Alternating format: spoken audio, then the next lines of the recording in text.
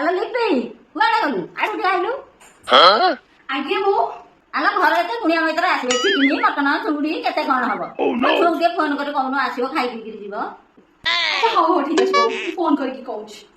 Hello ଦିଦି ଇଏ ବୋଉ କହୁଥିଲେ କି ଏବେ ଧାନ ଚାଷ ଚାଲିଛି ରୁଆ ପରା ହଉଛି ମଜୁରିଆ 10-12 ଜଣ ପଡୁଛନ୍ତି। ଆଉ ବୋଉ କହୁଥିଲେ ଦିଦି ଟିକେ ଫୋନ କରିକି ଡାକେ ଘରେ ଏତେ ସାରା କାମ ଦାମ ଅଛି ଟିକେ ତମେ ଟିକେ ସାହାଯ୍ୟ କରିଥାନ୍ତା ଆଉ ତମେ ଆସିବ ଟି? ନା ନା ମୋ ଘରେ ଏତେ କାମ ଅଛି ମୁଁ ଯାଇପାରିବିନି। ଆଚ୍ଛା ହଉ ହଉ ଠିକ ଅଛି ବୋଉ କହିଦେବି। ଆଲୋ ଲିପି ଝିଅକୁ ଫୋନ କରି ଡାକିଲୁ। ବୋଉ ଦିଦିକୁ କଲ୍ କରିଥିଲି ଯେ ଦିଦି କହିଲେ କି ମୋ ଘରେ କେତେ କାମ ଅଛି ମୁଁ ଯାଇପାରିବି ନା।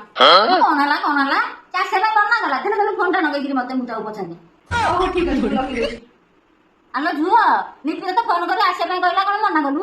ମୋ ଘରେ କେତେ କାମ ମୁଁ ସବୁବେଳେ କଣ ବାପ ଘରକୁ ଯିବି? ହଉ ଠିକ ଅଛି ତୁ ଆସିବୁ ନାହିଁ ତୋ ଇଚ୍ଛା ମୁଁ ଆଉ କଣ କରିପାରିବି।